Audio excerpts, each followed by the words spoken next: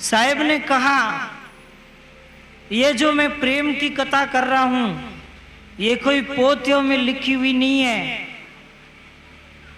2.5 अक्षर प्रेम का और पढ़े सो पंडित होई। आप पढ़ते हैं और ये 2.5 अक्षर पढ़ लें आप, ज्यादा ना पढ़े। ज्यादा पढ़े तो बढ़िया है, पर ये 2.5 अक्षर पढ़ लें, कोई दूसरा नहीं है, सब अपना है। इसी का नाम है प्रेम। इस प्रेम के अंदर प लिख कर नीचे छोटा र करना पड़ता है और ऊपर मात्रा और म करना पड़ता है। इसको 2.5 अक्षर बोला जाता है। केवल एक ही पाठ पूरा कर लें, प्रेम, और जब आपका प्रेम का पाठ पूरा हो जाएगा तो आप खुद चेंज हो जाएंगे, बदल जाएंगे। जब आपको प्रेम का अनुभव होगा तो आप अपने दुख का ख्याल नहीं करेंगे, दूसरे के दुख में रोएंगे कि ये दुखी क्यों है, ये क्यों भटक रहे हैं, ये दुखी क्यों हैं। आप दूसरों के दुख को आप रोएंगे, पर ये उल्टा हो रहा है भक्तों। दूसरों को जब दुख आता है तो हम हंसते हैं, कहते बढ़िया रहा बेटे, मैं ठीक बीती के। तो ये जो हमारी धारणा है, ये सतगुरु के सिद्धांत के अनुकूल नहीं। सतगुरु तो कहते हैं कि दूसरों के दुख को मैं भी तो रो रहा हूं। कहते हैं मैं रोऊं संसार को, मुझको रोवे न कोई, मुझको तो सोई रोए जो शब्द विवेकी होए। साहब कितना सुंदर कहते हैं। आप सब की जगह कबीर साहब के हृदय में हैं और आप सबका ख्याल कबीर साहब कर रहे हैं। इस शब्द में देखो आप, और आप कबीर साहब के अंश हैं और वो परमेश्वर पिता कबीर रो रहे हैं, क्योंकि माया और मन इस जीव पर हावी बन गया और वो उसको उत्तम विचार करने नहीं देता, साहिब से मिलने में अवरोधता करता है। तब साहिब दुखी होकर के रोने लग जाते हैं। साहिब का रोना और आपके रोने में बहुत अंतर है भक्तों। साहिब के रोने में और हम सभी के रोने में अंतर है। हमारा जो स्तर है वो समुद्र की गहराई नहीं है, समुद्र का ऊपरी तट है। और सतगुरु की जो गहराई है वो समुद्र का भीतरी तट है। वह हमसे कई गुना ज्यादा गहराई में जाकर के ये शब्द कहते हैं कि मैं तुम्हें रो रहा हूं, मैं रोऊं संसार को। और ये भी नहीं कहा केवल मेरे अनुयायी के लिए रो रहा हूं, कहा कि मैं सबके लिए रो रहा हूं। इस शब्द के अर्थ में देख लो, मैं रोऊं संसार को। और हम तो कहते हैं कि संसार का क्या है, ये तो संसार तो कोई काम की नहीं। पर सद्गुरु अलग बात कहते हैं कि मैं इनके दुखों को देख करके रो रहा हूं। मुझे कोई दुख नहीं है, मुझे कोई पीड़ा न संताप नहीं सता सकता, मैं कभी जन्म नहीं ले सकता, न गर्भ में आ सकता। मैं तुम्हें उल्टे लटकते रो रहा हूं मां के गर्भ में। और इतनी जठरा अग्नि में आप दुखी रहते हैं और संसार में जब जन्म ले लेते हैं तो आपके धनी और ही कोई बन जाते हैं और आप मुझे तो भूल ही जाते हैं। बीच में जब आप मुझे याद करते हैं तो सेवा का अवसर देते हैं, तब मैं तुम्हारी सेवा में उपस्थित हो जाता हूं। कबीर परमेश्वर कहते हैं कि मैं तुमसे कॉल भी करता हूं पर आप मुकर जाते हैं। फिर भी मुझे दुख है, मुझे क्रोध नहीं है कि अभी भी आप मेरे समीप आ जाएं, आप मेरे पास आ जाएं। मेरे पास अपना कोई स्वार्थ नहीं है। आप केवल हमारे इस परमार्थी कार्य को जान तो लें कि हम क्यों दुखी हैं। कबीर साहब कहते हैं, मुझको तो सो ही रोवे जो शब्द विवेकी होई, जिनको मालूम पड़ा कि साहेब अपरंपार, साहेब की गति अगम और अपार है। जब सिकंदर लोधी को मालूम पड़ा कि साहेब की गति अपार है, मैं कहां अल्लाह को ढूंढ रहा हूं, मेरा दुख कहीं मिटने वाला नहीं। फकीर रूप में कबीर साहब ने मिटाया, जलन की रोग को समाप्त कर दिया। देव देविक और भौतिक त्रिताप से मुझे मुक्त कर दिया, तो मैं कहां अल्लाह को ढूंढ रहा हूं। ये कबीर परवरदिगार अल्लाह हैं, सतगुरु परवरदिगार अल्लाह हैं, पूर्ण परमात्मा परमेश्वर है।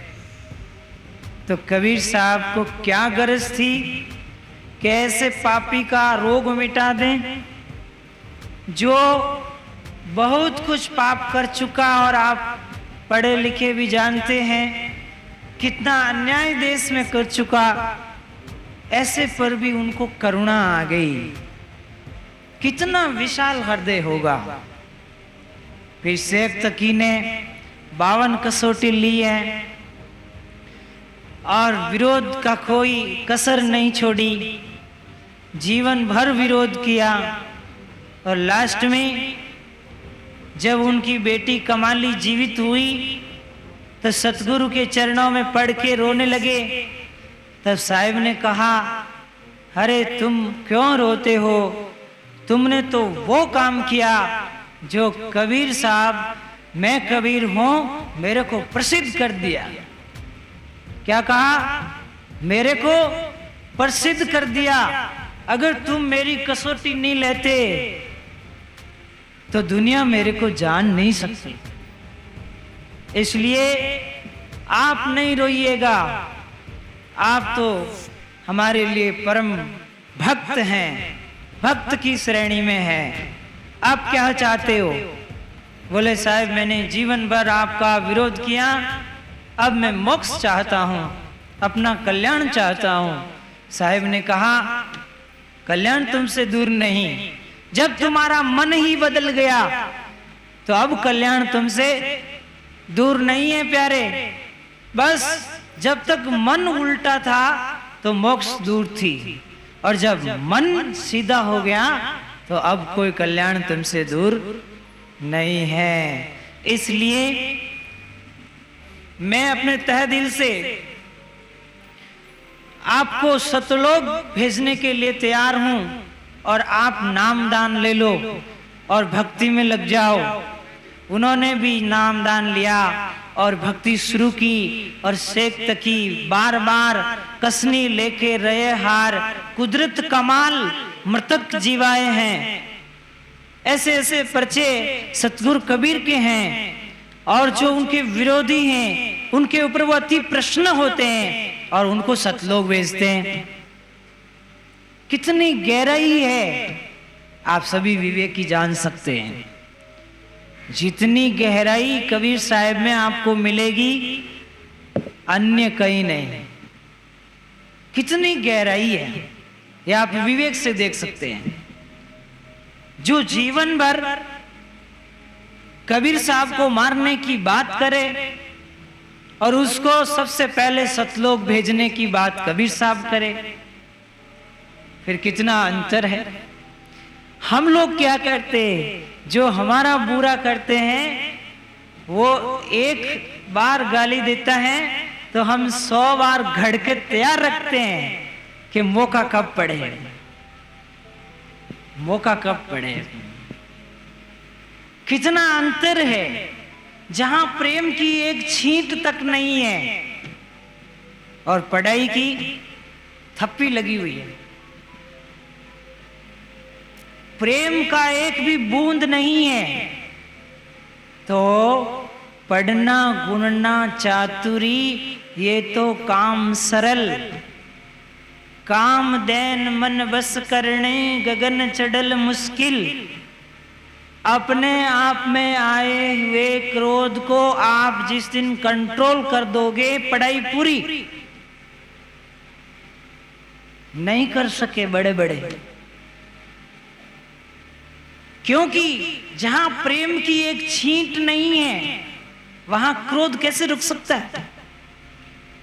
आप आग लगती है, जरा उसमें पानी डालो और एक गिलास डालो, फर्क क्या पड़ेगा? कुछ भी नहीं। और पाली कलेक्टर को फोन करके जब वो पानी की गाड़ी मंगाओ तो आराम से वो आग घंटा 2 घंटा से ज्यादा हो तो उसको शांत करें। तो यहां से काशी में कबीर साहब के पास प्रेम की गाड़ी है।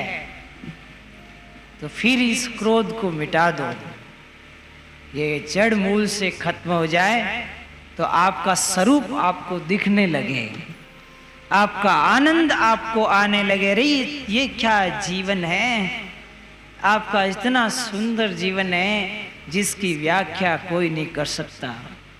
आपके अंदर इतना प्रेम है जिनकी व्याख्या किताबें नहीं कर सकती। आपके अंदर बहुत प्रेम है, बस आपका मन को मोड़ लो और उसको सत्संग में लगा लो। इस सत्संग उसको प्रकट कर देगी, प्रकट कर देगी। और जब आपके अंदर प्रेम प्रकट होगा तो लाखों रुपए आपको धूड़ के समान लगेंगे कि इसमें क्या है, अब कुछ नहीं है, पैसा साटे भक्ति नहीं है, खाली एक नारियल और फूल माला के साटे भक्ति नहीं है। यहां तो कुछ छोड़ के जाओ, कुछ बुरे स्वभावों को छोड़ के जाओ। ये भेंट है संतों की, सतगुरु की। मैं ये कहना चाहूंगा, आपकी श्रद्धा के फूल, आपके अहंकार के नारियल जब सतगुरु के चरणों में चढ़ जाएंगे तो आप हंस बन जाएंगे, फिर आप काग नहीं रह सकते। और वही ऊपर से नारियल और फूल तो चढ़ रहे हैं और भीतर मनी राम कोई बात मानने के लिए तैयार नहीं है, तो फिर तो बड़ा मुश्किल अंतर है जमीन और आसमान का। कबीर साहब कहते हैं, हम माया से राजी नहीं हैं, हम तो आपकी श्रद्धा से राजी हैं, आपके प्रेम से राजी हैं। हम आपके जमीन से राजी नहीं हैं, हम आपके कपड़ों से या अन्य कोई जेवरों से, अन्य कोई चीजों से, आपकी मीठी बोली से भी हम राजी नहीं हैं, बल्कि आप कड़वाई बोलिए हमको, पर प्रेम दीजिए। जब आप प्रेम देंगे तब हमें मौका मिलेगा आपकी सेवा करने का, नहीं तो हमें कोई मौका नहीं मिल सकता। पहले दाता शिष्य भया और तन मन अर्पा शीस, पाछे दाता गुरु भये और नाम दिए बख्शीस। कहते हैं, अब साहब कहते हैं मैं क्या करूं, लोग जो हैं आप स्वयं दाता बनते नहीं, मुझे दाता कहते हैं। मैं तो दाता नहीं बनना चाहता, मेरे दाता पहले आप बनो। गुरु कहते हैं शिष्य तू मेरा दाता बन। कैसे? हृदय को देओ, आपके भावों को देओ, आप हमें जगह देओ अपने हृदय में, तब हम कुछ ज्ञान भक्ति आपको सिखा सकते हैं। और जब आपके हृदय में हमारे लिए कोई जगह नहीं तो हम कितना ही बोलेंगे तो आपके मन में ठहरेगा ही नहीं, फिर हम क्या कह पाएंगे। तो कबीर साहब कहते नहीं, हमको दाता बनाने की तुम फिक्र मत करो, आप स्वयं दाता बनो, दाता नाम देने वाले का। पहले हमें कुछ देओ, वह चीज देओ कि जो आप अपने हृदय को कहते हो